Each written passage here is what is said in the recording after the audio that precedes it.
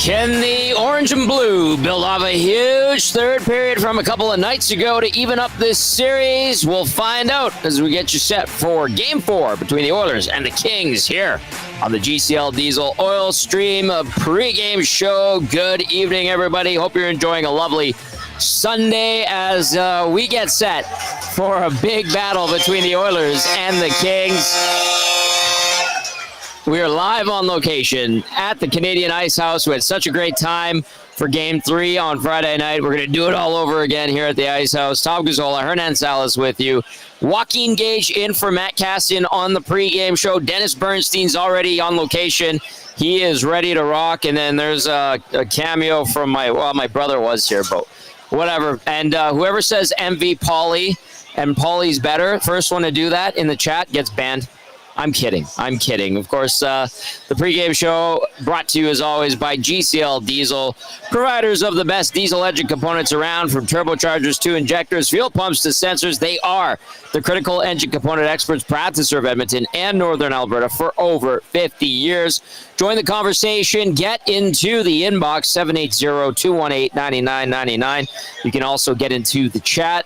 And if you want to feel a little bit nasty on YouTube, we'll keep tabs on that one as well. We will be live on location again for Game 5 at Hudson's White Avenue. Let's bring in the Latino Heat, who's ready to go for this one. Nancito, how are you feeling after that huge 7-4 victory in Game 3? Yeah, it's interesting. I was thinking about this on the weekend. I know we're going to discuss it, but like that question, what do you expect from the Oilers in Game 4? I really don't know, Tom. I truly don't, because they came out really good on Friday night. They got the 2-goal lead. Then they got, as the first period went on, they got sloppy. Yeah. Then we all know what happens. They're down a goal late in the third period, and Kane ties it up, and then a horrible challenge by Hiller leads to the power play goal 8 seconds later. So I really don't know, Tom. And I was thinking about it too. Like, the goaltending's been terrible this year. Awful. Both sides. Sides. So yes. Yeah, man. I mean, like, which goalie can step up here and keep the goals maybe down to 3 or 2? It's going to be interesting. So yeah, I'll be honest, Tom, as we go on here with the pregame show, I'll probably have a better sense. But right now, I really don't know what to expect in this game. I don't. If LA comes out on fire, I won't be surprised. If it's the Oilers, I won't be surprised. It's kind of weird, man. Do you feel like the momentum has shifted after that third period? You do? I really do. The Oilers feel good about it? Because it's twice now in these series that they've been able to come back. Right. And I know it was a flutter puck and it was a bad goal and all that, but I mean, the Oilers, there's something about them, man. Like, they just, every time their backs up against the wall, they find a way. And listen, I Pickard just okay last game, but I think there's more confidence in him. They got the power play going a bit. The PK's still a mess. It's awful.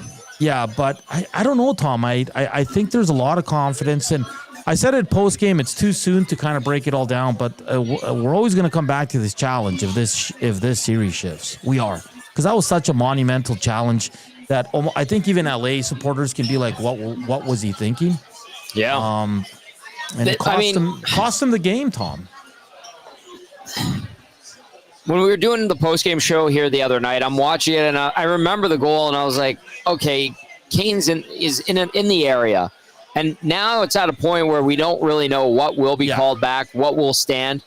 So I kind of get what Jim Hiller was saying, but at the same time, you watch the replay, and you're like, there's no interference there. That, I think, is a testament to where we're at with goalie interference in this league. Nobody has a clue. And it's interesting because, sure, you can look at it and say Hiller, he's taking a chance. He believes in his PK, right? Like, he believes in his guys. Kill it off. We're good. Sure. Worst case scenario, we're going to overtime. But like you said, Tom, at the same time, it's still 4-4. You still have a chance to win the game. It's worst case scenario. Again, you're going to overtime. Yeah. And the Kings have been pretty good in overtime against the Oilers. So, it's a tough one, man. I mean, it's going to be judged once we find out what happens in the series. But I think the Oilers are looking at it. And Tom, the biggest thing was how quickly they scored. Yeah, I know. 10 seconds between goals, boom, right? Boom, boom, and then LA. Like I'm sure some of the players and maybe Kemper's like, why did we challenge that? They're not going to say that publicly, or maybe they push for it. Maybe Kemper felt that Kane was in his area and maybe nudged him a bit with the skate or anything. But when you look at it, Tom, like there's interference calls when you look at it and you're like, hey, I don't know what they're going to call because they have called this. But that one was like, it was the first time I've seen one of those calls and where I was like, there's no way they're overturning it because there was nothing there, Tom. I thought at first it was about the kick. It was a double review, right? Yeah. They had to make sure it was good. And good play by Kane to bang it in after he kicked it. And then, we're going to talk to Bernstein about it and see what he thinks and then what the feedback has been in regard to that review, because that was a turning point in the game. Absolutely. All right. Keep those texts coming in, 780-218-9999. You want to throw out the question of the night? Sure. All right. Fire away, buddy. All right. The Oilers did a lot of good things, and Cast asked us on the postgame, but I want to relay it to our audience right now, our nasties, or text us 780-218-9999. What's one part of the game that the Oilers got to continue to improve on to turn this series around? Because we saw secondary scoring. We did. We saw PK. Hello. We saw Pickard make a couple big saves there at the end. So it's one of those things. No, Tom, this is where I wanted to go with the question. Okay. What part of the game of the Oilers did you like last game that needs to be implemented in this one once again? Right? Like, because Reed and I brought it up. Like, the PK was better, but they got scored at the tail end. they pressured them. I know he made that point, but they still got scored on. I know. But it looked like they had more pressure. It looked like they changed kind of their strategy towards it, Tom. It didn't work. Let's just call it how it is. But do you want to see more secondary scoring? Do you want the power play has to continue clicking, right? Calvin Pickard, does he need to make that big save? Like that fourth goal against can happen tonight, Tom. So that goal sucked. Yeah, it's going to be nice interesting. Goal by Moore if you're Moore. Because the Oilers, again, they've had a lot of issues, not just one. But last game, I think some of those issues they were able to overturn, like at least three of them. Right? Mm-hmm. Power play, secondary scoring, starting the game off right from the puck drop, right? Not waiting to get into the game and falling behind, but even though they did later. So, Tom, for you, what do you see of all those positives that needs to continue tonight? The positive, I would say, ride the momentum of the third period. You've got the confidence you can beat Kemper. That's something that they've done a good job of in this series. If they get a lead, Hernan, here's what I'd like to see. I'd like to see them hold a lead, but I like the fight in this team. Yeah. That needs to carry over as well. I know I kind of did a buckshot there of things that I'd like of this team's series so far, but if you feel like zoning it in a little bit, go for it. 780-218-9999. Get to the nest chat. We got some early ones here. It says more traffic in front of the net, not being fancy. That's a good one. James says, get the puck out of their end quickly. That's another good one. And I think John Klimberg's really helping in that aspect. I'll ask you this before we get to this player. I thought Frederick was more noticeable than he has been in the first two games. In Game 3, what did you make of his game? That comes from Nicholson. I'm encouraged by him. I made the statement prior to Game 2. I said, I'd rather see Trent Frederick in at 60%, 65% than Jeff Skinner right now. I stand by it, and he kind of validated that a little bit the other night, which is a good sign. I know, we're going to hear from him right away, like you alluded to, but he's more of an impact player. He's a better playoff type player than Jeff Skinner, and I know Jeff Skinner played one career postseason game, but I'll take Trent Frederick doing whatever he can on 1.5 ankles over Jeff Skinner in this scenario right now. That's what I would say to that. No, and that's I like Trent Frederick last game. Like I said, I thought he was a lot more noticeable. I know we didn't get, I was going to bring it up in the post game, but we had so much to discuss. I totally forgot. But yeah, he is looking more comfortable, and in the team itself, right, Tom? And I think it was asked by DVD post game where, a lot of these guys didn't play towards the end of the season, right? Like, is this now the Oilers just finding their groove again? Like, okay, I remember you go there and I'll go here and stuff like that. Do you buy into? I think there is a little bit of that, but not a ton. Like I at first I really disagreed with that when I first heard that comment, but it makes sense to an extent. It's not like these guys were out forever. It's not like all of them missed a month. Now, the big dogs missed a chunk of games, a good portion of games, both of them. And then Hyman did as well, and a bunch of other, but it shouldn't be to the point where they're out of sync for 2 games. And so I do think this, and we learned this last year in the postseason. This team, this core, they seem to get better as series progress. Yeah. As the series go on, it seems like their strategy adapts, their instincts, they pick up on nuances from the opposition.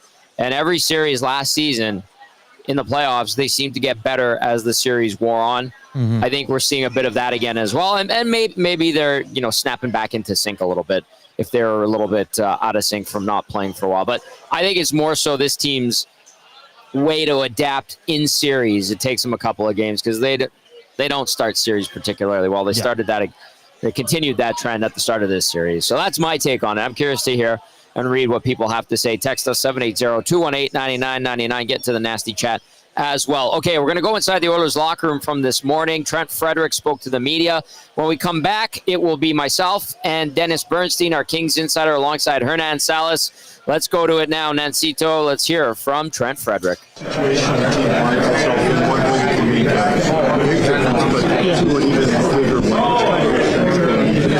Yeah, I mean, I'd say same thing as last game. It feels like a must-win. I know it was a good game yesterday. I thought everyone played 2 days ago. I thought everyone played great, and the atmosphere was awesome. So I'm sure it's going to be similar, and hopefully we'll get the same result. Building on that trend, what was your first impression of the atmosphere? Yeah, it was unbelievable. It's like hockey heaven as a player coming out. It was very cool. Very cool. How would you describe how you're feeling and kind of getting going here after 3 games? Yeah, I felt the best last game. I felt like I was skating better. Just not thinking as much. I feel like when I'm thinking a lot, which can be, with a new team, you're thinking systems, all that stuff. So trying to just go out and play and skate, and that's usually when I'm at my best. Are you trying to make a concerted effort to kind of impose your physicality, your will on the series, or are you trying to kind of feel your way out a little bit? Yeah, I'm trying to when you get the opportunity. I feel like it's a weird team to play against. It's a different style of play, and it's sometimes harder. And sometimes you don't want to chase too many hits and too much physical stuff with the game being tight. But I'm trying to do my best in that. Trent, can you maybe talk about the game scenarios when you guys are down and how difficult that is against the LA Kings because they are so good at compressing and making it very hard to get on the inside? Yeah, they are good. They're a good defensive team. I'd say they're one of the best in the league. I thought we've had a good job of staying with it. No one gets down on the bench. It seems like we're always going to come back or always in the fight. So I think that's all you can really ask for. And from there, you just got to make the plays. And somebody in the dressing room can offer maybe a little bit of a fresher perspective per se. Yeah. What would you say about the standard in this dressing room and also the capabilities that this team has when you guys are really? Yeah, I mean, I think for myself, I saw it the first game. I mean, we get down, and it seemed like we were never out of it. I don't know, most games you would feel like you're out with it being 4-0 with how many seconds left in the second. But I think guys just kept pushing, and I think that's a testament to this group, and I think that's why we can be a scary team to play against. How about the capabilities of McDavid and Draisaitl to seemingly always step up their game when games and the season kind of matters more? Yeah, I'm like a fan. I mean, it's incredible. It's incredible to watch them play. The 2-man game they play. I don't know. I'm the same as everyone else. I'm amazed by it, and they're fun to watch. They're awesome to have on your team. You have those 2 guys. You're never out of a game, never out of a series. So it's good. You're seeing some big rivalries in the playoffs with Florida and Toronto and stuff. Has anything surprised you about this one, and maybe how chaotic the series has been? It seems. Yeah, it's been crazy with all the a lot of goal scoring. I don't know. It's been a wild series just for being 3 games in, but it seems like all the playoff series have been kind of crazy. Montreal, Washington one seems pretty nuts. Florida series is crazy. So I feel like that's just playoff hockey. All right, yes, indeed. This series has been crazy. Montreal and Washington tied at 1. Lots of craziness happening in that Florida series. Oh, yeah. The Blues, DB. The Blues coming on strong, absolutely pounding Winnipeg a second straight game. And then in about an hour and a bit, we're going to watch the Oilers and Kings go toe-to-toe after a crazy Game 3. Yeah. Dennis Bernstein from the fourth period and SiriusXM NHL Network Radio joining us once again, our Kings Insider.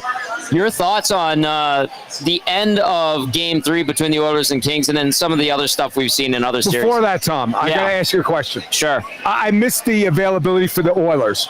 Who was the guy that asked the question to Zach Hyman and walked away?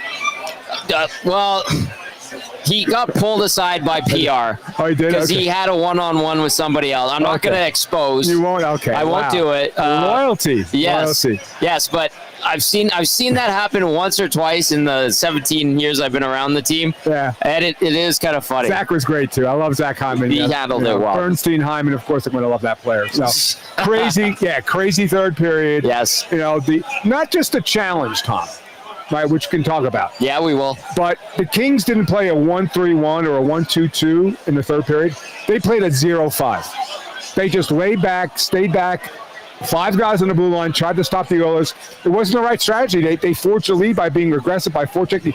No forechecking, no aggressiveness. It wound up costing the game other than a challenge that Jim Hiller mistakenly made. Okay, let's dive into that because at first I was like, oh, I guess I understand why. We've seen some egregiously bad goalie interference calls by the war room, by the officials, whatever. So do you still, a couple days later, understand his rationale for doing it, or do you just still think it's ridiculous, or how do you look at it? I don't think it's ridiculous. I think Tom, if that was the lead goal, if that made it 5-4, then absolutely make the challenge, because if you lose it and you get a power play goal, the game's over anyway. Yeah. But at 4-4 with 7 minutes left and you scored 4 goals, play the game out. Played 5-on-5. So I didn't understand it, not because of whether it was or wasn't. It was game situation that I had a problem with. And I think if Hiller had to do it again, he might say publicly he would, but I think probably he said he probably wouldn't. It was a bad decision. I was a bit surprised to see it. It ended up being costly, and all of a sudden the Oilers have some life. How much, if at all, do you think that loss in Game 3 shook the LA Kings as a whole? It's a different team this year, Tom. Yeah. They've scored what? They've scored 16 goals in 3 games. I think they feel they could do it again. It's a more confident team. It's a different team. It's a bigger team. It's a more physical team. So I think they think they came up here with a job to win a game in Edmonton. And I just tweeted out, this is the stat of the night, Tom. Lay it on. This is how pivotal this game is. If you don't think it is, and you think that the Oilers go down 3-1, they can win the series. Teams that start at home and go up 3-1 in the series won 92% of the series in the Stanley Cup playoffs. Teams that, if it goes to 2-2, the home team wins 58% of the time. It's a huge This is drop-off. a massive game for both teams. It's a deciding game for me with respect to those numbers, because if Edmonton finds a way to win, then it's a toss-up series. Dennis Bernstein joining us, our Kings Insider. It is the GCL Diesel Oil Stream pregame show live on location at the Canadian Ice House. Okay, the momentum. Do you think momentum does carry over game to game, or are you a believer that it's in-game only in the playoffs? I think momentum, not entirely for the entirety of the game, but I'll give you one example of where momentum counts. The Oilers finally scored power play goals in Game 3. Right, so there's momentum on the power play, right? And they won them the game, actually. So I don't buy that momentum from game to game. You know what? Here's momentum. Make some saves. Either Kemper or Pickard have to make saves. That gives you momentum. So I don't think there's a carryover effect. Because Tom, I think this is game 37 between these two teams over 4 years. Yeah.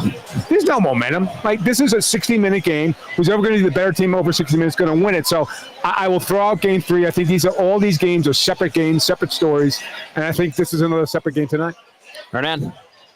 DB, it was such an interesting game back and forth. The Oilers started good, as we all anticipated, being back at home. What did you like from the LA Kings on Friday night? In other years, Hernan, Yeah. they go down 2-0 in the first. Game's 5-1, 6-2, over. Yeah. This team's resilient. They can score goals. They believe in themselves. They've been a better road. I know if you look at their road record over 82 games, it's not good.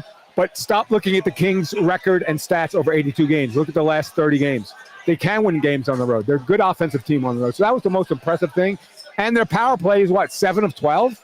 Yes. If I told you one team would be 7 of 12 after 3 games, you would tell me it was the Oilers, not the Kings. So I think they're a confident team. So that coming out of a 0-2 hole early, and you know what? It's going to be the same thing tonight. The Oilers are going to come out the first 5 minutes guns a-blazing and then try to establish another lead. But I think their ability to bounce back and the resiliency, and this team has been resilient, but I think there's a little bit in the back of their minds that they gave away game 3, where they had a lead in the third period, couldn't hold on. And I think that's a concern because it's not just one game, guys. Yeah. They blew a third period lead in game 1 now. And so Hiller kind of discounted, and he's discounted everything I've basically said over the last, since game 1. But I think that's one thing where you got to worry about, not maybe the start of the game, but there are going to be pushes. There's going to be a push to begin in the game. And the Kings have to leave again in the third period. I think they'd be a push by the goal as early as well. DB, we've seen 30 goals in this series, Yep. and the teams have played 3 times. Is any one of these goalies, and I lean towards Darcy Kemper, because God bless Calvin Pickard and everything he's done, and Sure. Stu Skinner has struggled. But is any one of these goalies, wink, wink, nudge, nudge, Darcy Kemper, going to actually steal a game here? I don't think there's a 3-2 game in this series, to be honest with you. And Darcy Kemper's goals above expected right now is the lowest in the playoffs, lower than Connor Hellebuck. That's not saying a lot. This will not be a goaltending clinic. So I think the guy who makes the last save, remember back in the day, I'm old. I remember Jerry Cheevers, who played for the Bruins. He used to, and Grant Fuhrer, he made the last save and make him down to the last save. And remember, at 5-4, Pickard made 2 big saves with about 3-4 minutes left in the game. So I don't think this is goaltending clinic. And about the 30 goals, the next highest goal scoring series coming into today, the teams had 20 goals scored. That's what? I don't know, 50% more than any other series. I think it continues tonight because these are 2 great offensive teams right now. Nanso, what do you got for DB? DB, do you anticipate any line juggling ahead of this game? Kings just going to roll out the same? I mean, they're leading the series. No reason to panic. Yeah. But do you see maybe a shuffle anywhere, 11-7 or anything like that? No, I don't think 11-7. I think the one thing they might do is they might put Alex Turcotte in for Trevor Lewis. Now, the one thing, and there's a lot of Kings fans clamoring for that. There's a lot of vitriol for Trevor Lewis. I don't understand why. This guy played 1,000 NHL games and scored 100 goals. You know how hard it is to stay in the league? It's scoring 100 goals, right? But I get Turk's the younger player. He is the better player. But here's the thing. If you put him out there, then you have 3 rookies on your 4th line. And that doesn't happen in the playoffs. Now, towards that ending, so you ask about not necessarily lineup changes. Look, I just also tweeted out the time on ice for the Kings 3 centers. They're all elevated 2 to 4 minutes a game over the regular season. Now, as the series goes on, will there be fatigue from a guy like Kopitar, who played 18:57 per game in the regular season? He's up to 21:26. He's 37 years old. He's a great player. He's a Hall of Famer. Will that fatigue start to kick in as we get deeper in the series? Dennis Bernstein with us from the 4th period. He is our LA Kings insider, as per usual. That is the tradition. You can text us 780-218-9999. Get to the nasty chat if you're watching on YouTube. We're live on location at the Canadian Ice House. Huge shout out to Tian and the crew here. Nikki, fantastic. Brianna, awesome as Great usual. Great place. Absolutely. Good vibe around here for a Sunday for sure. Okay, really quickly as an aside. Unbelievable. That's a Habs goal right there. That is a Habs goal. What do you think of what's going on in Montreal with this series? Because now all of a sudden Montreal's got the lead late in the second period. They just scored Ovechkin in the box. Do they have a chance, DB? Because it feels like Montreal fans are trying to will this team to victory. Yeah, they do. They have a chance. I don't think they'll win the series, but they certainly have a chance because I had them winning maybe one game at Bell Center. If they win tonight, the belief is there. Right? And just the scene in Bell Center, it's fantastic. There was playoff games there in 2021, but there were 1,500 people. Yeah. To have 21,000 people at Bell Center for playoff games with Ovechkin and the best team in the Eastern Conference there. Again, ignore the regular season stats. Look how here's the difference between Washington and Montreal right now. Washington was on cruise control for the last 20 games, and they were distracted by the Ovi chase. The Habs have been playoff hockey. They've had to play playoff hockey for basically half the season. It's sharpened them for the playoffs. And even with Dobish in game and without Montembeault, it's a great story. If anything, it helps this team grow. I don't think they're going to come out of this round. But I wouldn't sell them short right now. If they find out winning this game, then it's a best of 3, 2 in Washington. And we'll see, because here's the thing about Washington, Tom. This group of players have never played together in the playoffs. And they've had a great regular season, but so did the Bruins 2 years ago, and so did the Winnipeg Jets last year. So it's meaningless now. So, yeah, they got a puncher's chance to win the series, as crazy as that sounds. It's insane, interesting, boys, because that's 2 goals on 9 shots for Logan Thompson. Hellebuck in the last 2 games, 11 goals, guys. I thought it was just Stuart Skinner that was struggling in the playoffs. Oh, don't you, get started. You need your guys to play defense in front of you too, Latino. Yeah, exactly. It's not just the goalie; it's the guys in front of him. Like Hellebuck's been screened so many times in the two losses. That's been part of the problem. And that one puck hits Pionk on the butt, goes to the net. So they have to clear out the crease. If you don't clear out the crease, you're screwed. Yep. What's insane is after that game today in St. Louis, there are Jets fans clamoring for Eric Comrie.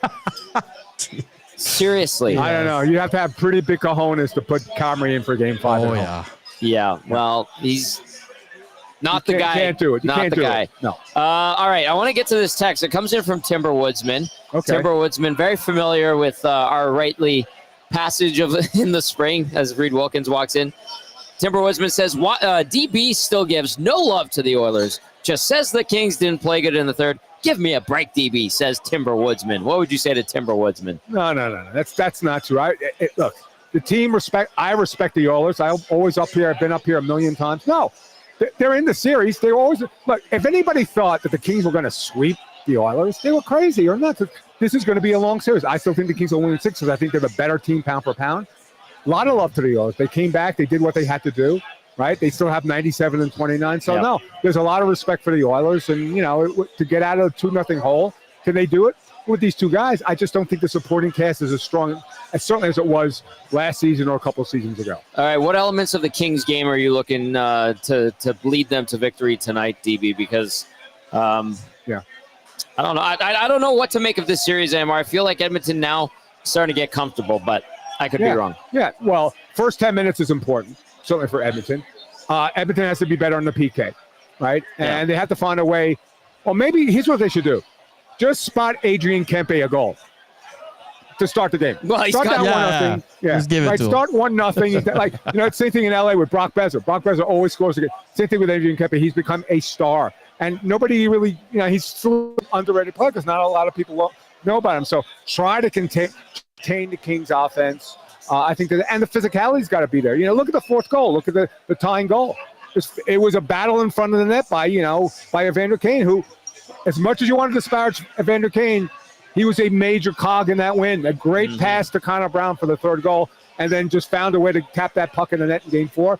Can he be an X factor again in Game 3? Can he be an X factor again? So I think the physicality that you've seen in other series with the Kings and Oilers, and that's been one of the differences in these series. The Oilers have been the much more physical team, and that's why the Kings went and got a Genoa, and that's why Malott, who's 6'5" and 220s on the fourth line, and then went and got Joel Edmondson. But I think the physicality of the Oilers around the net is a path to victory as well.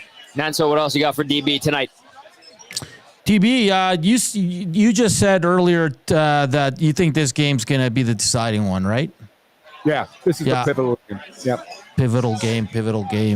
What have you made of? Listen, we've been raving here on every show about Quinton Byfield. Really coming into his own. I know he started slow this season, DB. I know because I had him for fantasy reasons, but he's really coming into his own. What are you making of him? Like you've watched him since day one up until now. He's really coming into his own. Getting into that man body and really becoming a force out there. But the Kings have a good one for at least another decade here, eh? Yeah, he's gonna become a superstar. Here's the thing: big guys take longer. Like in the Montreal game, Slafkovsky. They thought he was a bust. Now he's on the first line, right? So that's it. And same thing with Quinton. Quinton's 21 years old. Here's the difference this season. Last year he was the left wing, playing with Kopitar and Kempe. Now he's driving his own line. And I'll give credit to my podcast partner on Kings of the Podcast, John Hoban. He is the Kevin Fiala whisperer. Kevin Fiala had 35 goals this year, and Kevin's done it before. But that combination, that partnership has been fantastic. It's a guy maturing in and driving play, driving line. And I'll go back to Game 2. That second goal he scored when he came off when he spun off the boards, manhandled the defenseman, and went top shelf and beat Skinner. There's a handful of players that can do this in the league. He's a dangerous player. And, it's a situation where you have to account for Quinton Byfield when he's on the ice, and he's become a better defensive player as well. He's out there on the penalty kill. This is now becoming a complete 200-foot player. All right, DB, final question for you. What kind of hockey game do we see tonight? Is it going to be a blowout, I should say, or are we going to see a tight one and these teams not score more than 10 goals for once. Okay, so since you said 30 goals in 3 games, Yeah. the final score, and I will not make a prediction, will be 6-4, another 10-goal game. That's why you're the best, DB. You're looking sharp as always, my friend. Thank you for the time. I look forward to doing this prior to Game 5 with you. All right, I always love being on EST, boys. What about Game 6? Well, I'm not getting ahead of myself, but I saw your stat that you threw out there, stat of the night. I got my hotel reservations for 6. See, this guy, he knows. He knows. Edmonton loves you, DB. Edmonton loves you. I love him back. Oh, there you go. Thanks, Dennis Tommy. Bernstein, just an absolute beauty, and we love having him as our Kings insider. You're going to hear more from him heading into Game 5. Reed Wilkins is going to stop by in a few minutes' time. He's on location. There's Doof. You guys know Doof from the Nasty Chat. My brother's right there. We're having a great time here at the Canadian Ice House. As always, they're getting rowdy for the Montreal Canadiens, and rightly so, because the Habs are giving fans a lot to cheer about. Nancy, you want to throw out the question of the night one more time? Yeah, just what positives from Game 3 do the Oilers just have to keep, implementing in this game, and what else do you want them to see outside of the PK? Because that's the natural one, that's the obvious one. It's 7 for 12, Tom, which is just unbelievable. And I'll stick with it. I think they're gonna figure this out. I think they're gonna. They were close last game. They were very close. I like they were being more aggressive. They changed it up a bit. I really like the strategy. They just couldn't kill it because both goals came towards the end of the power play, but still not good enough. But I think they will turn it around. Wallman's got to be better on the PK. That's one guy I'm going to look at. He's been burned at least 3 times for a goal. He's got to be better there as well. And I'll keep saying it, man. Like Klingberg, he's been a pretty pleasant good surprise, man. I did not see him playing this well. I'll be honest. Very surprised in a good way by John Klingberg's performance thus far. Keep those texts coming in, 780-218-9999. Get to the Nasty Chat as well. Twitter Mary says, Ovechkin should have gotten a 5 for that hit. Well, they scored on it. Atif getting in there says, good evening, Tommy G, and the best free game show in the city. I think he meant to say pregame show. Thank you. Also for free. You'll be heading into the game very soon. And he's going to give us an update from the inside on the post-game show. Thank you, Atif. We appreciate that very much. RBM says, hi, friends. Hello, RBM. Kyle texting in says, I love Dennis Bernstein on the pregame show. Great insight and fun guy. He is an absolute gem. Thank you, Kyle. Appreciate that.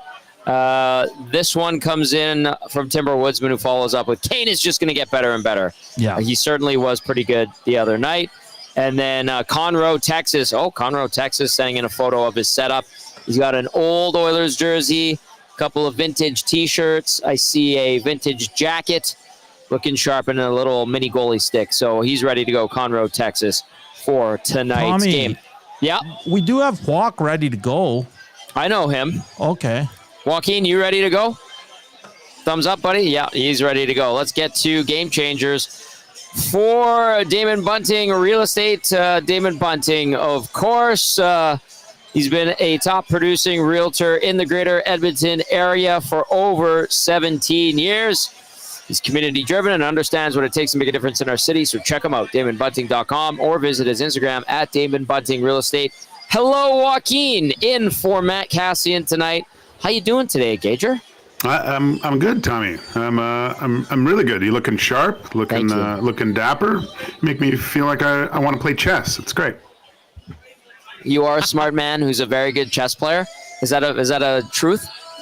It used to be. Okay. It's I'm no King's Gambit, if that's what you mean. I like it. There you go.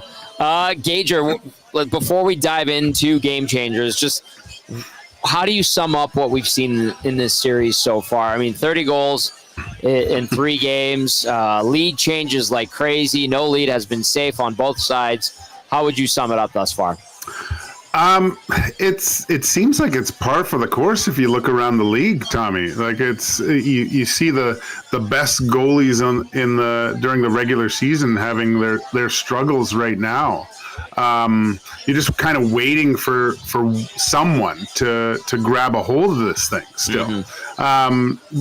I love the playoffs, man. All these series are they're so much fun to watch. There's so many underlying little things and that are going on, and teams that you thought were out of it are right back in it. Hopefully the Edmonton Oilers can do the same thing and get this to a best of 3. But I really don't have an answer for you yet, Tommy. It just seems like, I think it was Reed talking about it, that, and a lot of people have been, that the longer this series goes, that it's better, you would say, for the Edmonton Oilers, right? With the amount of injuries, the amount of guys that didn't play at the end of the season, and you could kind of see it in the last game by the third period. And DB mentioned it. They played the 0-5, so the LA Kings allowed the Oilers to start feeling better about themselves. Right. But they are looking a little bit better. There's still areas, there's still some warts, but if they can get this to game 6 or 7, I think you got to start tilting towards the Oilers as they're favored in this series. Joaquin Gage with us for Game Changers. Game Changers is always brought to you by the agency with Damon Bunting. All right, I know these are Cass's Game Changers, but you said you got the premise of it. So, you know what? I'm going to throw out the headlines for Game Changers. You do whatever the hell you want with them, because Cass set this one up, and then you were a late tag in for tonight's game. Finger off the trigger. Go ahead, Gager. So, Tommy, I don't even know if you know this, but I have a show 1 to 3, Monday to Friday, EST afternoons with Hernan Salas. So I'm a little bit of a professional here. Yeah, obviously, I know you are. I contacted Cass to discuss Game Changers. Smart. This evening, and it was they're great. So first one, finger off the trigger. So we see it looks like McDavid and Draisaitl are split up, which I think is a good thing. It just gives a different look towards the LA Kings. I think sometimes when you see the big two together, it makes it easier on teams. And you've seen a little bit more, I would say, physicality from the Oilers. Just, Evander Kane never letting up. A little bit more speed. Podkolzin doesn't let anyone off the hook with his physical play too. So I like that they're separated now. For how long? Depends on who scores the first goal. I think that's what it will come down to. And staying with Pickard, right? I think that's a good choice too. Although he made some saves in, I would say, garbage time at the end, but they were really big saves. And coming back from, and I know everyone was down on that one-handed goal, and probably Calvin Pickard was too. But to gain a little bit more confidence, especially against the players that he made those saves on, can only boost his confidence going into tonight's game. Gager, speaking of Pickard, his overall game, because I know there were some people saying, do you go back to Stu? And I was like, no chance. He got you the win. I know he wasn't immaculate in his performance, but what elements of Pickard's game did you like? I know you pointed out that Moore goal, which I didn't like at all, but how would you sum up what we saw from Calvin Pickard in Game 3?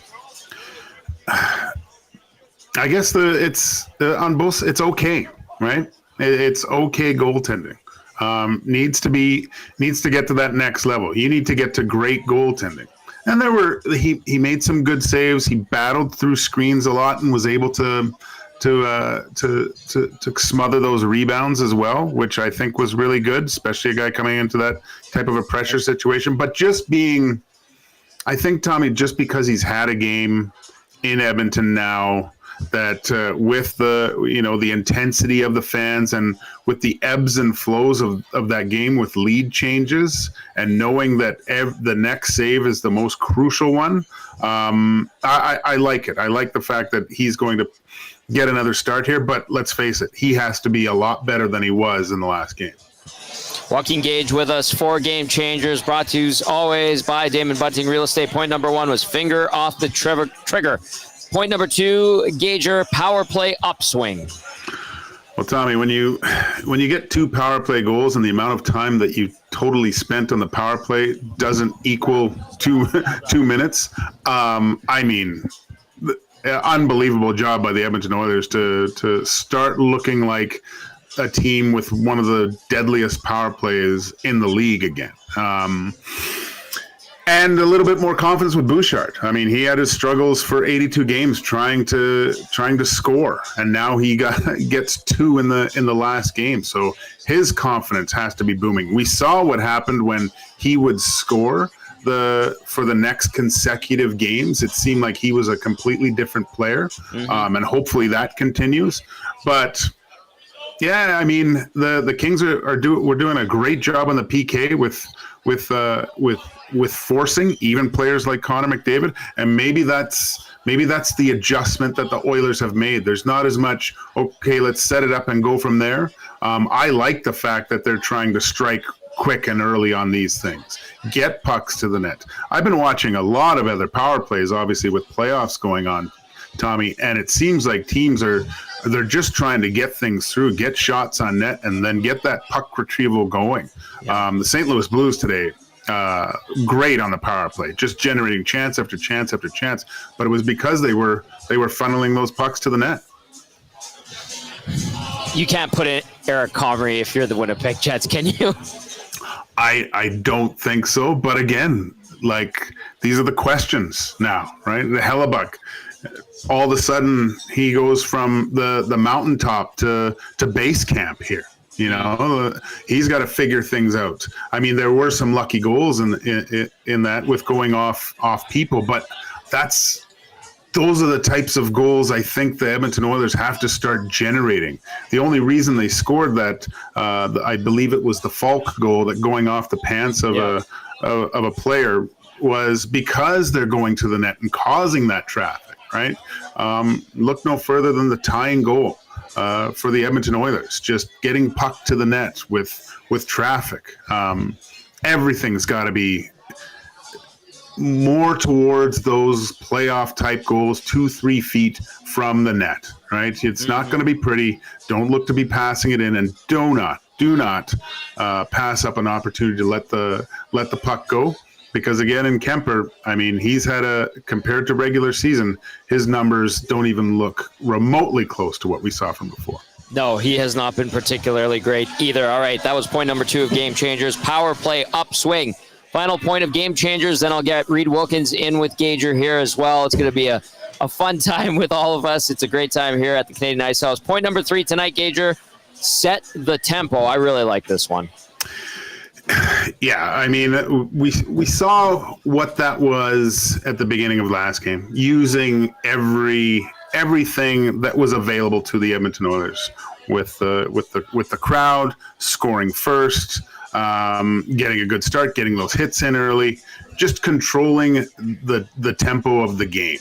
And it's gonna be loud in there. It's gonna be ruckus. Make sure you get that first goal. Control the game from the drop of the puck. And I think it's just having the big two separated, being able to, like, we still haven't seen kind of that consecutive line after line after line, just consecutive ozone chances against the LA Kings. They've been able to do the kind of the one and done so far. So I'd like to see them just to provide just a little bit more pressure in the offensive zone.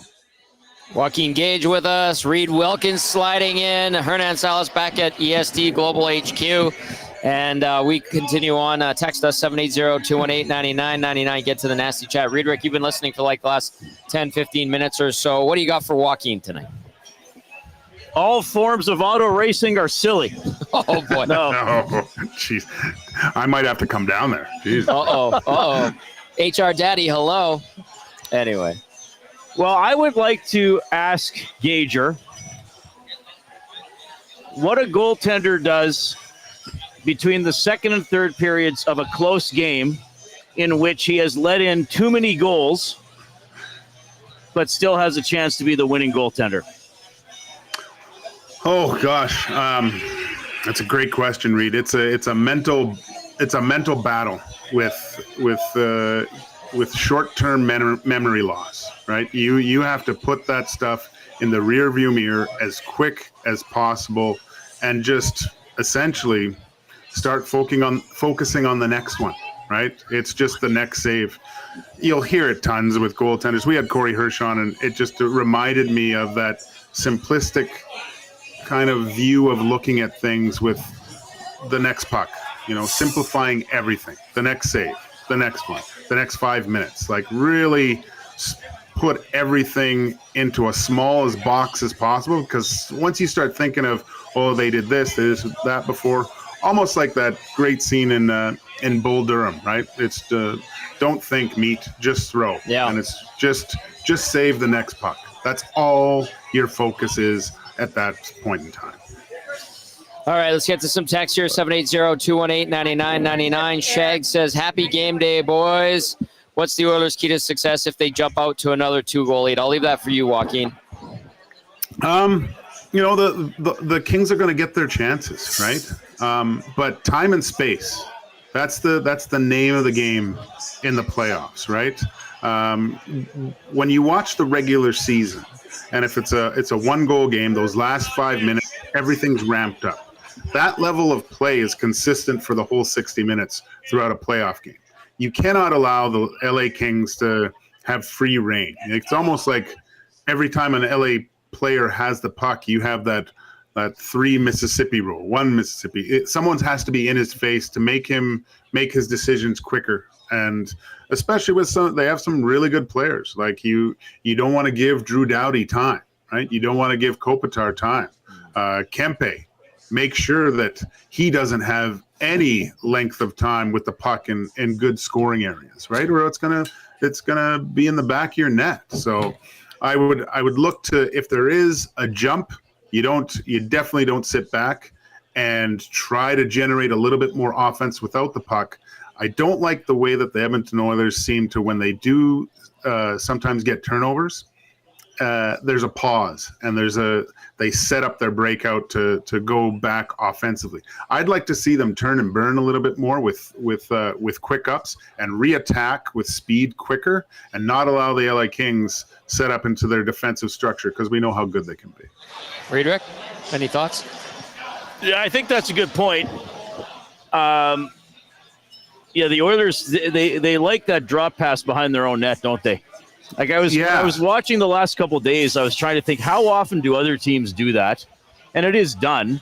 It is a tactic, obviously, but still, from watching, just kind of doing an informal count in my brain, I was like, yeah, the Oilers really will drop it back and then drop it back again. Like they want that perfect breakout, or they're waiting for McDavid or Draisaitl to swoop back and get the puck.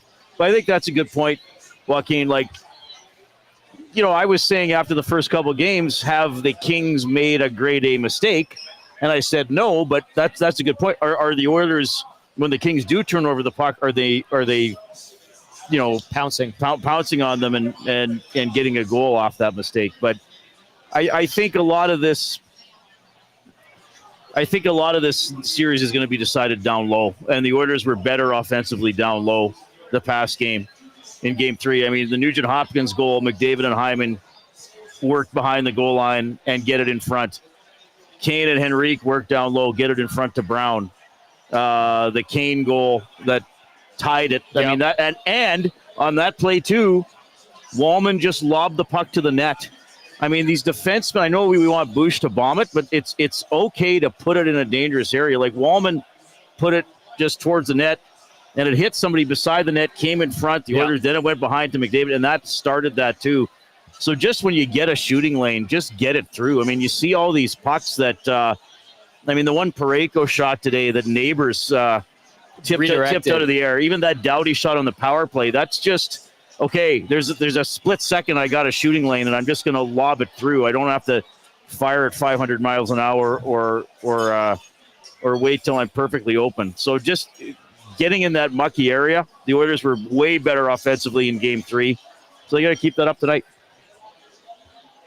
Jake Sanderson, perfect example from yesterday right? Keeps it in and just a little floater, right? And wins the game for him. So yeah, if there's an opportunity or a lane like you mentioned, Reed, to get it there, you have to take the. It's probably not going to get any sexier than that. I mean, it's not a great play, but one thing from a goalie's standpoint, when that happens and it's not a guy walking the line and taking the big howitzer, there's sound involved with I call it the silencer, right? a quick little wrister you cannot hear as a goaltender. And sometimes you look at all these goalies, what are they doing? They're just standing up, half of them, because they don't even realize that the shot's been taken yet. Got a text coming in from Tamara, the wig lady, says, be a goldfish. They become predictable. They need to do other things. So that's Edmonton on the power play? Tamara, the wig lady, or what's that in regard to? What do you think? I don't know. Look, any adjustments I believe that are made are tweaks. Right. So if you want to look at that Bouchard power play goal, and then Draisaitl wouldn't talk about it after the game.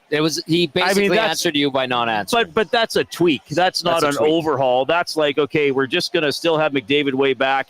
Maybe there's the opportunity for Bush to carry it in and do that give and go. It worked perfectly.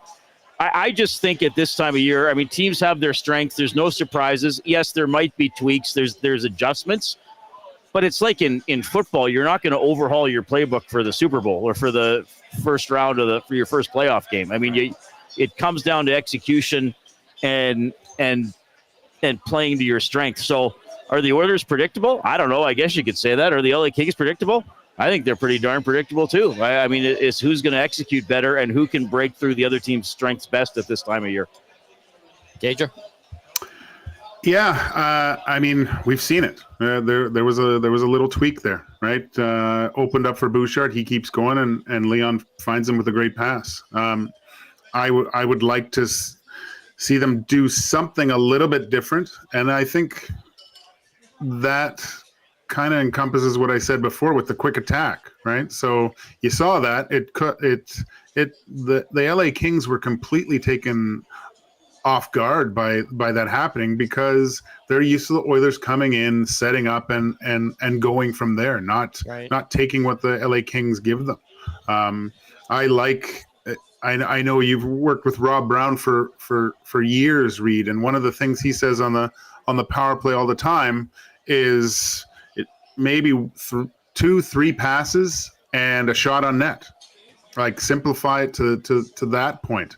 Then everyone knows the puck's going there anyways, and get back to that puck retrieval team that the Oilers were known for the past 2 years on that power play, and get those second chances. Those 50-50 battles going into the corner with an LA King, Oilers have to do a lot better job of coming out with the puck in those areas and making sure that they make good plays afterwards.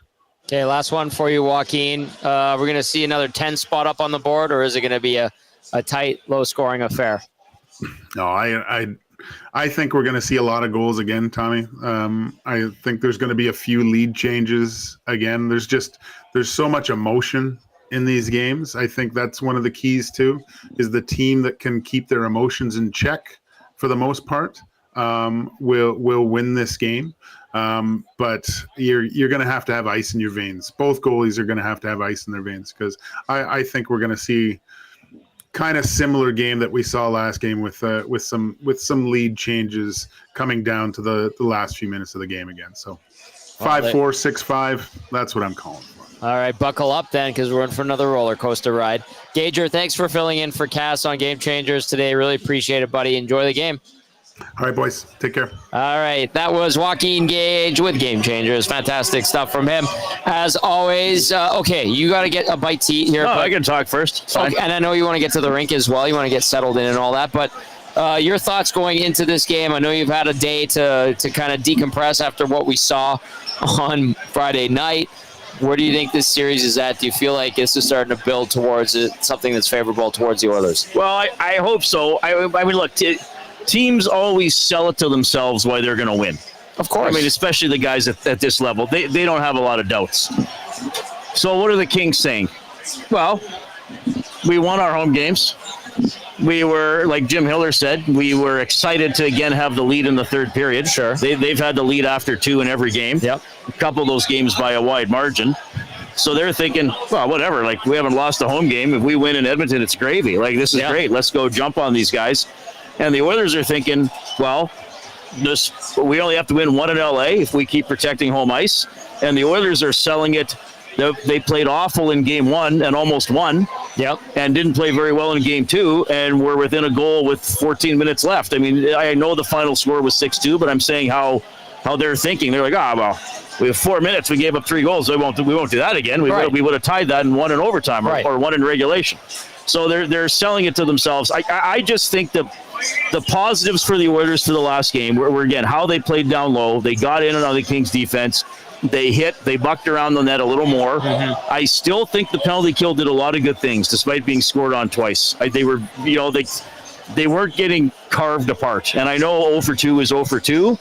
But I think that there was a bit of a step there. Mm-hmm. And then obviously the power play came through with the face-off goal and the give-and goal. So, but I will go and Gager reference this. Like this is what I love about this time of year. There's so many storylines. Yes.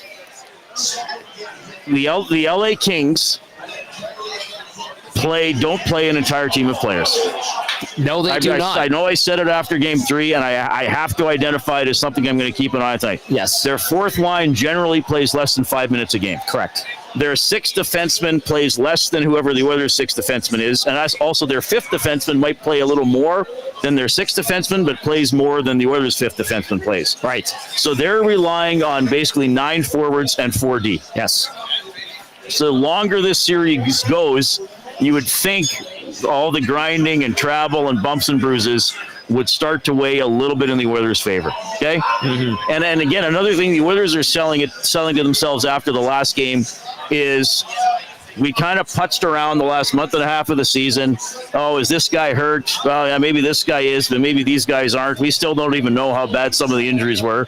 This Obviously, is a valid point. And now they're saying, okay, game 1, everybody was in, we weren't quite ready. Game 2, a little better. And now I think they feel that was our real team last night. That's really how they can play. And to be fair, Kane was maybe the most impactful player in the game. He had a good game, really good game. I can't remember if he got one of the stars, but he was very good.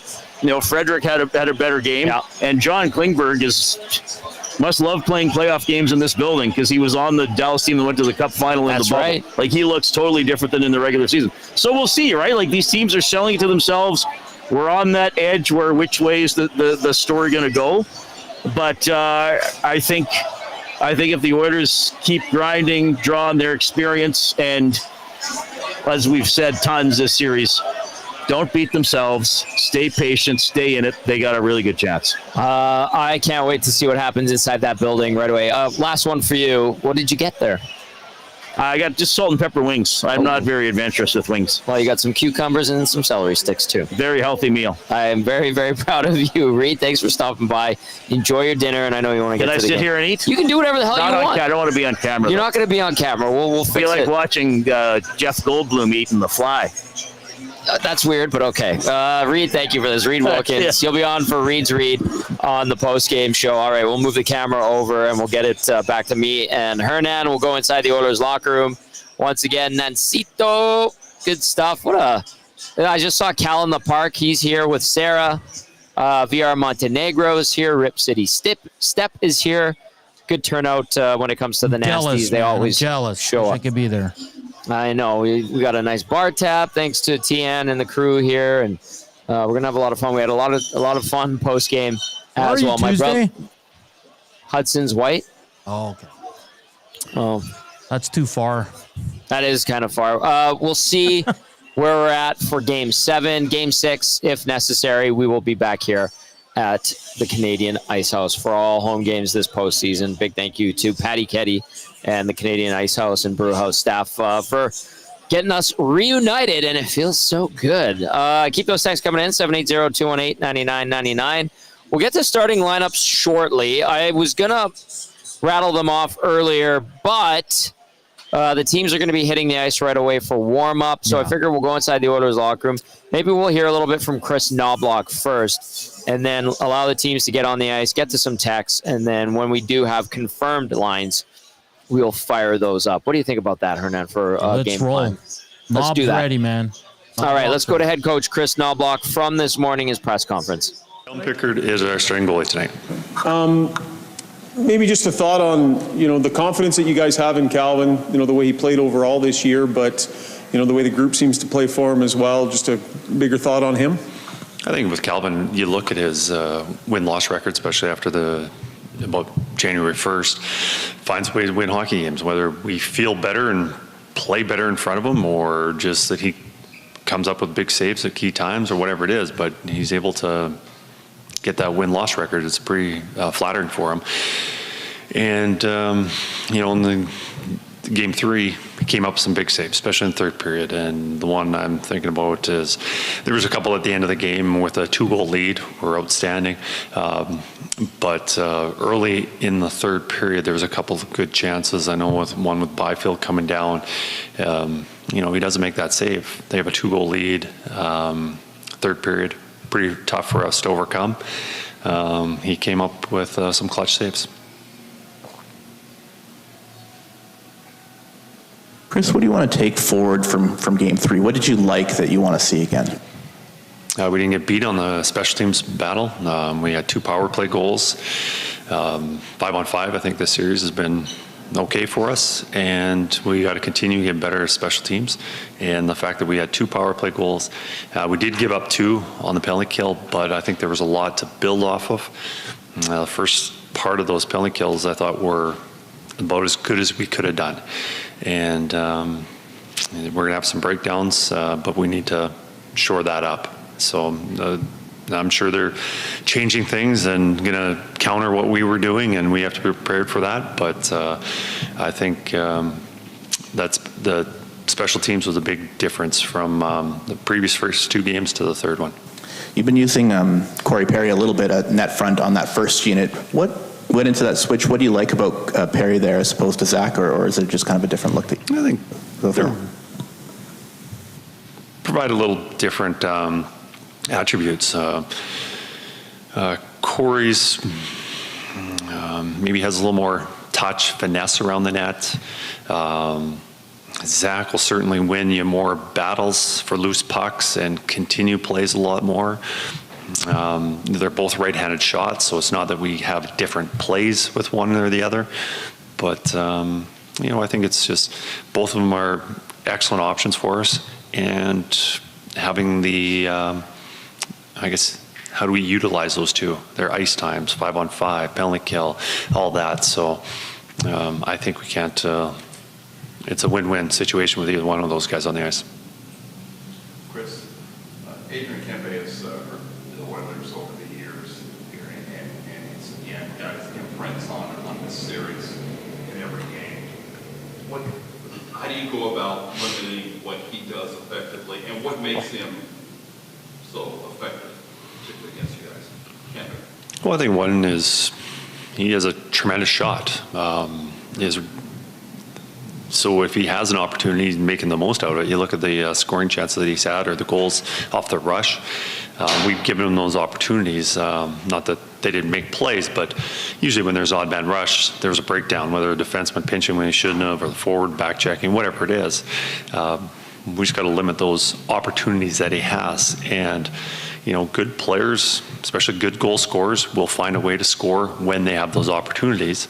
We have to limit how many opportunities they get. And especially with our top players like Kempe. And we just have to check better, not necessarily him better, but just overall structure, because I think there's breakdown and then the puck gets to him. That's the biggest thing. So he's a tremendous. There you go. There is Chris Knobloch. Prior to tonight's game, he spoke following the morning skate. The Oilers at full pull this morning. The Kings were optional. All right, this stat. He was talking about Adrian Kempe at the end there. Kempe leading the playoffs in scoring heading into action today with 9 points. This stat comes via the league. The league sent this to us in the morning skate report. It says the Kings and Oilers have combined to average 10 goals per game through the first 3 contests of the series, including 4 game-tying goals, 3 of which came in Game 3. The teams are led in points by Kempe, 4 goals, 5 assists in 3 games. McDavid, 2 goals, 5 assists in 3 games. With a point in Game 4, Kempe would become the fastest Kings player to 10 points in a postseason, a mark currently held by Wayne Gretzky, who did it in 5 games in 1991, and friend of the station, who was on Reed's show the other day, Daryl Evans. Great guy, looking sharp and dapper as usual. You would have loved his coat today. He did it in 5 games as well back in 1982. I think that was the Miracle on Manchester. That would have been the Miracle on Manchester series where Evans had some huge goals for the Kings. McDavid's next 3-point game, he already has 2 this postseason, will tie Denny Savard for the 5th most in Stanley Cup history in the playoffs on a list loaded with Oilers greats. The most 3-point games, 3-point plus games in Stanley Cup playoff history. Wayne Gretzky, no surprise, 59 times. Mark Messier, second, 30 times. Yari Curry, 28 times. Nikita Kucherov, 23 times. Denny Savard, 21 times. Connor McDavid, 20 times. Tied with the great Jaromir Jagr. That is a phenomenal list, Hernan. Oh, yeah. Isn't that crazy? It's a hell of a list. Kempe's a hell of a player, man. Yes, he is. I don't know if he flies under the radar, but... Not anymore, right? Oh, man. Like, holy smokes. What a player, man. And great release, great shot. And he has the Oilers. I know the Oilers have the Kings number, but he has the Oilers number, man. 100% he does. Yeah. He's been an Oilers killer. Okay, let's get to some text here. 780-218-9999. The teams are on the ice for warm-up. We will let you know what the lineups are. Just about to get to that. That was Tamara, the wig lady, that said earlier, moving on after a mistake, have memories like goldfish. That was in regard to the goalies. Ted Lasso. She was quoting Ted Lasso. According to Ted, a goldfish only has a 10-second memory span. He is telling his team to be a goldfish so that they don't keep beating themselves up for the loss. This is an important lesson for us all. Many of us overachievers are too hard on ourselves, including dwelling on the mistakes of the past. Tamara, thank you for that. I appreciate it. I'm kind of scrambling, reading the chat, the text line, saying hello to everybody, making sure my brother doesn't get kicked out. He's gone now. Thank God. Get him out of here, Paulie. Reed's taken off. Good job, Reed. Nicely done. He's all fueled up, ready to go. VR Montenegro's in the house. I saw Calv in the park, and Sarah are here now. Rip City Step, awesome as always. Timber Woodsman said, how did Reed know what my question was? Great minds think alike. El Presidente chiming in. El Presidente says the Oilers are finding their footing now. Longer series goes in favor of the Oilers as the Kings will lose steam. Keep those texts coming in, 780-218-9999. Get into the nasty chat as well. All right, let's find out what the lines are for tonight as the Oil and the Kings get ready for game number 4 of this series.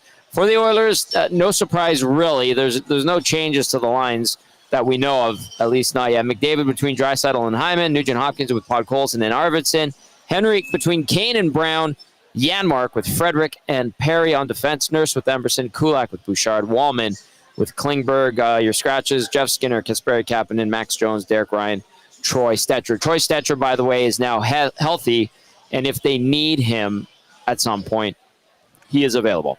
So that's good to know. As for the LA Kings, Andrei Kopitar between Andrei Kuzmenko and Adrian Kempe, Quentin Byfield with Kevin Fiala and Alex Laferriere, Philip Deneau with Warren Fogle and Trevor Moore. And then we do know that they have done 11-7 in the past. Jacob Moverare is on the ice for warm-up, according to Zach Dooley, Kings insider. They do expect him to play tonight in Game 4. So if Moverare goes, Hernan, that is back to an 11-7 for the Kings. Yeah. We're assuming then Trevor Lewis would come out. Malott and Hellenius would be the quote-unquote extra forwards in an 11-7 setup. And then we've seen Mikey Anderson with Drew Doughty on the back end, Vladislav Gavrikov with Jordan Spence, Joel Edmondson with Brant Clark. Brant Clark is Reed Wilkins' second favorite player of all time. I'm kidding. He doesn't like him for some reason. No Kill Thomas, Kyle Burrows, and Alex Turcotte is what we're anticipating.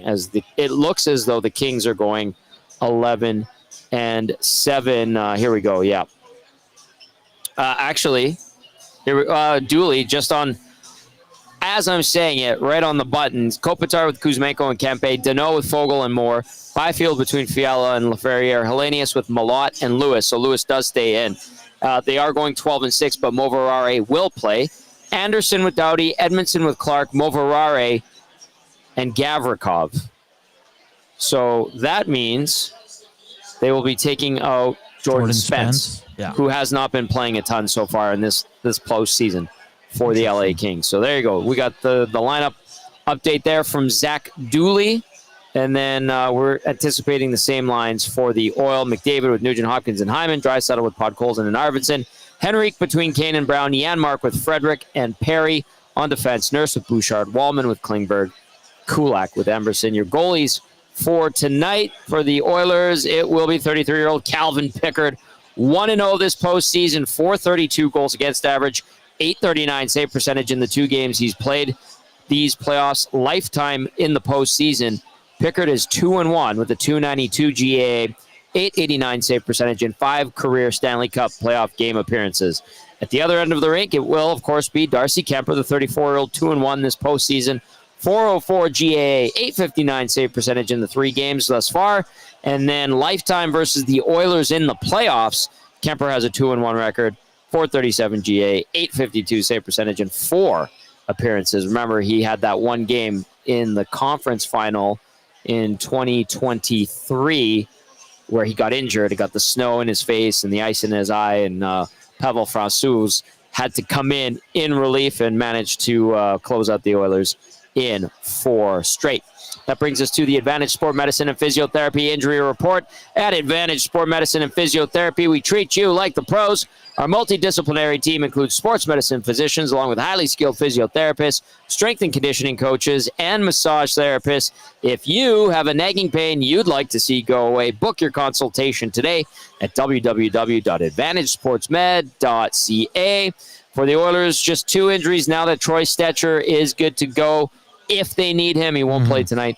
Matthias Ekholm, lower body, out for this series. We've been told. I wouldn't be surprised if it's much longer. Alec Regula, he's been on IR all season long, and whatever. Maybe one day he'll play for the Edmonton Oilers.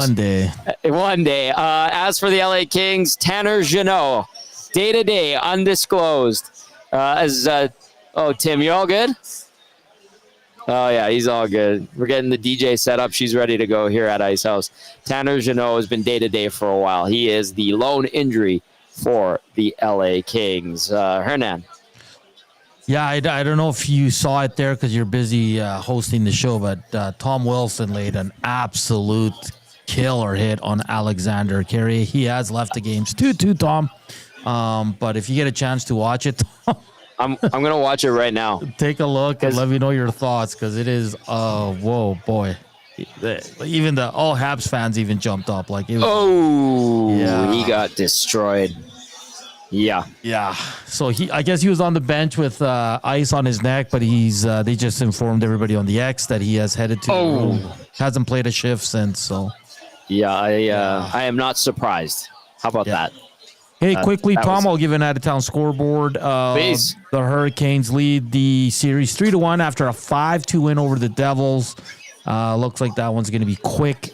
St. Louis, Tom. Winnipeg scored first, but then St. Louis just poured it on. A 5-1 win. They tie the series. It's a best of 3 now heading back to Winnipeg. I was listening to the Illegal Curve boys on the way here, and they were doing a therapy session there with the fans. Everybody's panicking there. I think they're going to be fine.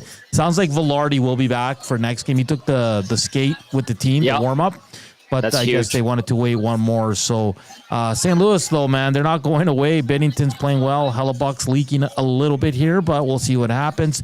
And they get 2 days between games. They won't play till Wednesday now, Tom, which is kind of crazy after an early game today. And then with just over 6 minutes to go, Washington, Montreal tied at 2. Of course, Caps lead that series 2-1. So, Tom, we're getting some clarification on some series. I know Sanderson scored yesterday. It was great to see, to give the Ottawa fans a win, but I still think Toronto wraps that one up. What are you thinking about some of these series? I guess let's talk St. Louis, Winnipeg for a bit. Winnipeg in trouble here, or is just you're kind of just looking at it as St. Louis played super well at home? Yes, Winnipeg's in trouble. They just got destroyed 2 times in a row. They got absolutely pummeled. Now, do I think they're going to come back with a pissed off effort when they go back to Winnipeg and they finally play did you say Wednesday, game 5? Wednesday, game 5 is Wednesday. I think, listen, I think we're in for a battle. I appreciate and respect the dog and the fight in the dog out of the St. Louis Blues. I mean, every time, like I was watching that game, I was doing some show prep, watching in my living room, and every time I looked up, there was another goal, another opportunity where the Blues were close. And, man, that's how the Oilers have to play. They have to ride the momentum, score ugly goals, and they kind of crash the net, Tommy. Crash the net. Follow the template you set the last couple games and the goals that you have scored, and that is a path to success for Edmonton too. But yeah, I do think there's a little bit of doubt creeping into the mind of the Winnipeg Jets. Matt Hyman texted in earlier, and he was saying, "No more Jets talk, please. No more Jets talk." Can't help it, especially after what we saw in the last couple games. As I'm talking, Washington Capitals just made it 3-2. Oh no! 3:37 left. Andrew Mangiapane just scored for the Caps, so that's heartache. Bell Center is a little bit rattled after that one. Everything was going so well for the Habs, and then Mangiapane just scored. Let's see the play here. Quick up, nice pass. Defense of the Habs gets crossed up, and then he snaps one from the high slot. I think Dobis should have had that one because it was top of the circles, although it was a hell of a shot, Hernan Salas, from Andrew Mangiapane. He had a lot of time to step into that one. Yeah, my feed's a little delayed, so I think I'm just going to see it. Yeah, that's a goal you got to have. Dobish has been good, but he's young and got thrust into the spotlight with this game, obviously with the injury to Montembeault. But, Mangiapane has turned this game on its head. It was 2-1 Habs for a minute there. I admire Montreal's gusto, so we'll see if they can claw their way back into this one with 3:37 left in the third period. Toronto will close out Ottawa at some point. I did like the spunk that the Sens showed. I like the spunk that the Sens have shown all year long. I think it would be lovely if the Sens knocked off the Leafs.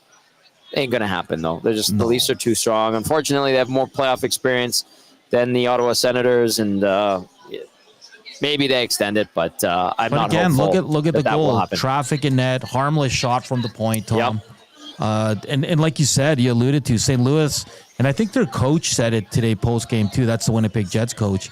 He's like, you look at, sure, you want to blame Hellebuck, but he goes, like, they have 3-4 guys in front of our net almost on every goal. Like, they're maybe not 4, but they have a lot of traffic there, and that's the strategy now. Yep. What does Winnipeg have to do? Box out, probably be a little bit more aggressive. Does Hellebuck have to fight through some screens? Sure, but yes, this series is interesting, Tom, because I 2-0 I thought Winnipeg was going to roll. I truly did. So did I. Yeah. Yep. Not so much the case right now. We'll keep tabs on that series, of course. I'm highly intrigued, and then Vegas and Vegas and Mini. I know Vegas that's going to be a series too. Mini taking the series lead, and then Vegas punching back. Like, that's been an interesting one. And then which one am I forgetting here, Hernan? I'm forgetting about Dallas and Colorado. Man, oh man, Landeskog scoring. Like, that's a great story. And, that was looking good for the Stars. Now Colorado's fighting back. So we're Tampa easy Bay wins rounds. In Florida. Yeah. Like, it's just... do you like how John Cooper, he was asked about the Braden Point or the Brandon Hagel hit, and he goes, "Our guys hit guys with the puck." Yeah. There's been a couple. He's like, yeah, my wife liked it. She thought it was pretty funny. I'd see those are two of the more clever coaches, and maybe the two cleverest coaches, and the most comfortable guys in front of the mic. That is a dream of a series. Seriously, so good. So obviously, I love this. Is a great first round, and the excitement continues with the Oilers and the Kings tonight. All right, keep those texts coming in. We got about 10 minutes left in the pregame show. We're live on location at the Canadian Ice House. The DJ's getting set up. Look at Tim's getting her set up. He doesn't set up my gear. That's unbelievable. Fantastic stuff. So the DJ plays in the intermissions? I think she does, and then she plays post game. But I went back and watched to the other night and the show, and it didn't get too loud. And I've been working the fader. They're the boys. Corey B's here now. Lots of turnout from the Nasties as usual. They're fantastic. The DJ here, she's great. I met her the other night, and I just don't get my gear set up for me the way Tim's doing it for her right now. Tim's the head of security here at the Ice House. Say hi to Sam. He's the big guy at the front. Don't piss him off. I'll tell you that much. He's about 7 feet tall, and he's always like, "Tom, good to have you." I'm like, "Sam, it's good to be here, to have buddy." you. All right, let's get to these texts. Yeah, exactly. You got to like Sam. Look out, man. That guy will knock some heads if he has to, but a gentle giant otherwise. Safety Bob texting in. Safety Bob says, the key to winning tonight's game, KISS. Keep it simple, stupid. Don't go for the cross-ice pass every time. Shoot the thing. Make the routine saves and win the puck battles on the wall. And if all else fails, run Kemper through the boards. Just kidding. Well, maybe not. Just win, baby. That's from Safety Bob. Let's go to the Wolf. Ow! Says, I've got the pregame show on. We're cracking the first 6 o'clocker logger of the evening. Let's go, boys. Very nice setup, Wolf. I like it. He looks like he's playing video games. Is that Call of Duty? I can't tell. And the Wolf has 6 o'clocker. I believe, Hernan, correct me if I'm wrong, 6 o'clocker logger, playoff special, $12.99, Safeways and Sobe liquor stores, just like last year. I believe that is the case. And then Atif. Get it before it's sold out. Get it? Yeah. Actually, Hudson's Bourbon Street, Steve went in to go buy some, and he said it was sold out at the Sobeys he was at. So that's a good sign there, taking advantage of the playoff specials. Get that delicious 6 o'clocker lager from our good friends over at Alley Cat. Atif with the in-arena update. Thank you, Atif. All wheels. He's got his light-up chair, by the way. The warm-up is hopping for Game 4. Let's go, says Atif. Thank you, Wheels. Appreciate that. That's very kind of you. He is our pregame in-arena pump-up guy. What else do we got? Nasty chat. Dusty, happy birthday to Dusty, by the way. He's making a prediction. Oil win 5-3. That's in the nasty chat. The big man is celebrating his birthday. I saw it in my phone, Hernan. I must have saved it years ago. And then I was like, I might be wrong. I don't know. And then I looked on Facebook. I actually went on Facebook for the first time in like a year. And sure enough, it said it's Dusty's birthday. So happy birthday, big man. Yeah, let's hope the Oilers win so you can have a good show because the Lakers lost. They're down 3-1 to the... Why would you say that? Why would you say that? So the big cat got to celebrate tomorrow. Mm-hmm. Bring some yes, fireball. Indeed. Delicious. I think maybe we'll have a libation or two, a little post-celebration, post-birthday celebration at the station. So that'll be good. 4-2 now for the Capitals. They added an empty netter, so looks like they will take a stranglehold of this series. A minute 30 left, but maybe there's some magic in the Habs just yet. Really quickly here, if you want to slide in a text before we wrap up, 780-218-9999. Get to the nasty chat as well. And here's your lines for the Oilers. The lines brought to you, as always, by South Fort Chev, our good friends over there, where you can drive a little, save a lot.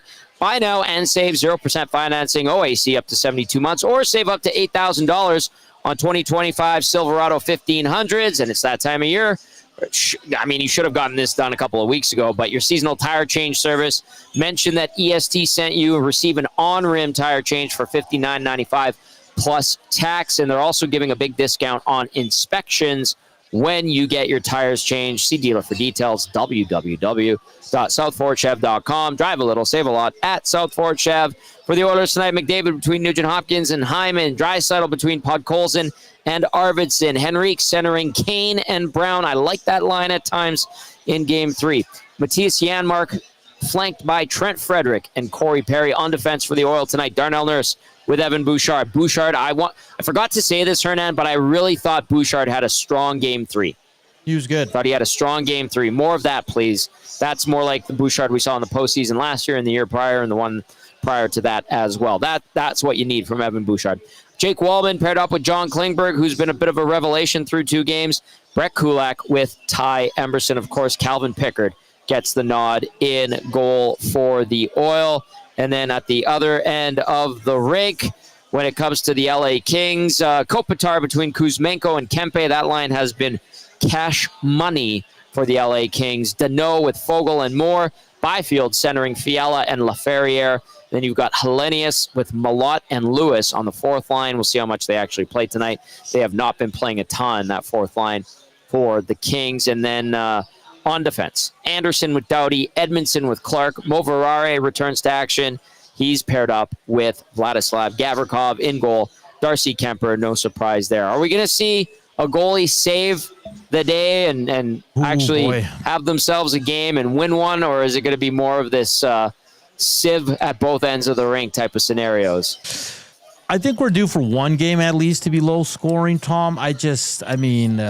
all three goalies that have played in this series have not been good. It's going to be interesting to see who can step up and make those saves and keep the score down, because you're going to be needing 5-6 goals to win. It's going to be tough, Tom. It's going to be tough. And I think you made a good point. Oilers, if they get a lead, you got to start holding on to it. Like, you got to lock it down. And I think the same goes for the other team, right, Tom? That's 2 games in a row they've blown leads, right? That's true. One they were able to get away with a bad goal, the flutter puck by Deneau late in that game, but they can't keep messing around, or they're going to find themselves in a tied series, and maybe with all the momentum in Edmonton's side. Could happen. And like I said, the Oilers, there's a tendency there. We saw it last year. Pretty much every series, as the series wore on, the Oilers got better and better and better. And I think they figured out game plans and how to break down their opposition. Yeah. We'll see if that happens again in this series. A big one tonight, crucial. As Bernstein said, teams that start the series at home and take a 2-0 series lead and go up 3-1 have a 92% chance, or have closed out 92% of the series. If there's a tie series going back for Game 5, after the home team won the first game of the series, 58% they've closed it out. So the Oilers are trying to make it a 2-2 series going back to LA for the game on Tuesday. We'll see if they can get that done. A huge thank you to Dennis Bernstein for stopping by, and Reed Wilkins, for Joaquin Gage and the Latino Heat, Hernan Salas. I'm Tom Gazzola saying we appreciate you tuning in on iHeart. Tune in. EdmontonSportsTalk.com's audio player, of course, on YouTube, to the GCL Diesel Oil Stream pregame show live at the Canadian Ice House. We'll be back right here for the postgame show. We hope you join us. Enjoy game number 4 between the Oilers and the Kings. Ciao, everybody.